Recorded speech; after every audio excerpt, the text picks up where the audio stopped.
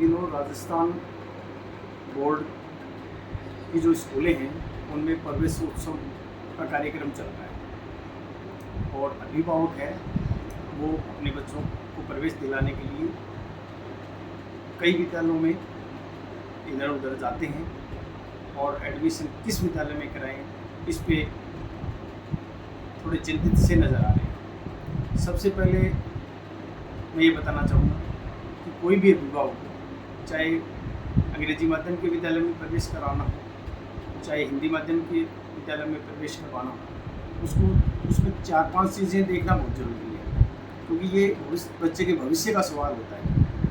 विद्यालय जिसमें बच्चे का प्रवेश करवाया जा रहा है, भले छोटी कक्षा में प्रवेश करवाया जा रहा हो या 10th 12th बड़ी कक्षाओं में करवाया जा रहा हो, विद्यालय का जो वातावरण है कोई भी संस्था के लिए सबसे अहम होता है। वातावरण साफ सुथरा हो, विद्यालय का परिवेश है वो बिल्कुल अच्छा और आकर्षक और बिल्कुल हरा भरा प्रवेश होना चाहिए। उसके बाद में जिस विद्यालय में बच्चे का प्रवेश हम करवाने जा रहे हैं उसके पीछे का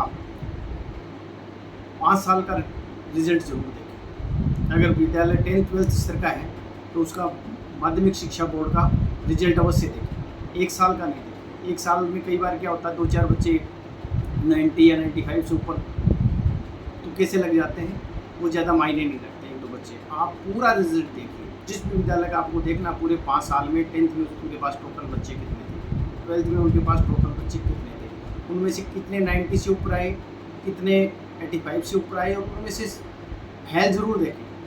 अगर जिस विद्यालय के विद्यार्थी फेल हो रहे हैं, सप्लीमेंट्री आ रही है, 3rd डिवीज़न ज़्यादा आ रही है, और उस विद्यालय में अगर कोई 98% का बच्चा आ रहा है तो वो कोई मायने नहीं रखता, क्योंकि उस विद्यालय में बच्चे फेल हो रहे हैं इसका मतलब एजुकेशन की क्वालिटी वहाँ है ही नहीं। अच्छा विद्यालय होगा तो उसमें मार्क्स कम आ सकते हैं, लेकिन बच्चा फेल हो सप्लीमेंट्री में बिल्कुल नहीं आएगा।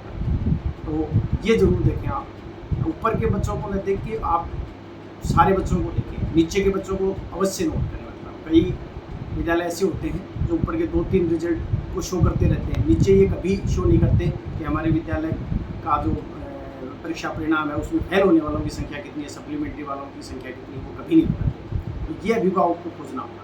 यही स्थिति 12th क्लास में है। 12th क्लास का रिजल्ट देखें तो बच्चे को कौन सी फैकल्टी में आप भेजना चाह रहे हैं, उसकी वहाँ फैकल्टी कितनी मजबूत है, और पीछे का 5 साल का ट्रैक रिकॉर्ड उनका क्या कहता है, उनके परीक्षा परिणाम कितने अच्छे हैं वो देखें।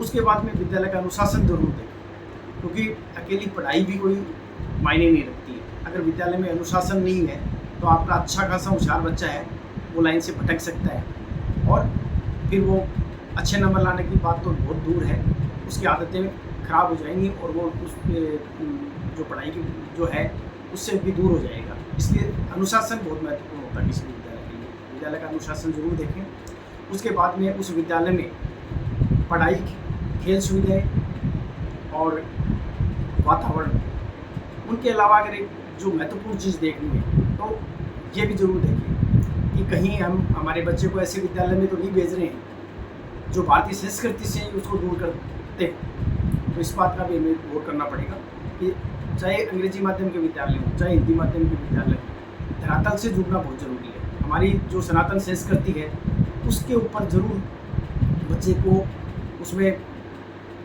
कहीं कहीं उसका अंश पाठ्यक्रम में अगर भले ही है या नहीं है, लेकिन हमें शिक्षकों को चाहिए कि बच्चे को हमेशा ज़मीन से जोड़ कर रखें, उनका चारित्रिक विकास है वो ज़रूर करें, और उनके बारे में प्रार्थना सभा में बच्चे को ज़रूर बताएं और क्या अच्छा है क्या बुरा है इसके बारे में बताना एक शिक्षक का काम है, वहाँ जो फैकल्टी है उसका काम है। कई चीज़ें सिलेबस में नहीं होती, लेकिन बच्चे के सर्वांगीण विकास के लिए वहाँ जो मौजूद स्टाफ होता है उसका फर्ज बनता है कि बच्चे को अच्छी लाइन बुरी लाइन के बारे में हम बताते चलें, उनके भारतीय संस्कारों के बारे में हम उनको बताते चलें, और हमारे यहाँ की जो परंपराएं हैं उनके बारे में हम उनको जानकारी देना हमारा फर्ज बनता है। तो एक अच्छे विद्यालय में 4-5 क्वालिटी तो होनी चाहिए। आप प्रवेश करवाने से पहले इनको ज़रूर देखें, और कोई भी विद्यालय में प्रवेश करवाने से पहले कई बार हम रिश्तेदारी या दोस्ती के पेटे कई बार बच्चे को किसी विद्यालय में डाल देते हैं। तो हो सकता है आप 1 साल उसको डाल दो तो कोई बुरी बात नहीं है, लेकिन दूसरे वर्ष अगर वहाँ पढ़ाई नहीं होती है, वहाँ आपके बच्चे की जो को अच्छी गुणात्मक शिक्षा वहाँ नहीं मिल रही है, तो निश्चित रूप से आपको वहाँ से अपने बच्चे को हटा लेना चाहिए, क्योंकि ये बच्चे का भविष्य का सवाल है। इसमें जानकारी और रिश्तेदारी कोई मायने नहीं रखती, आपके बच्चे का भविष्य मायने रखता है।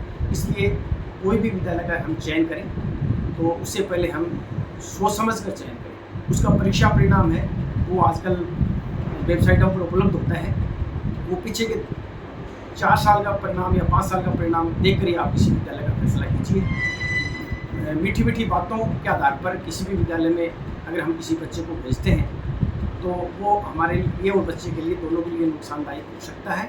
इसलिए किसी भी विद्यालय में प्रवेश दिलाने से पहले उनके मुख्य जो चीज़ें हैं वो अवश्य देखें।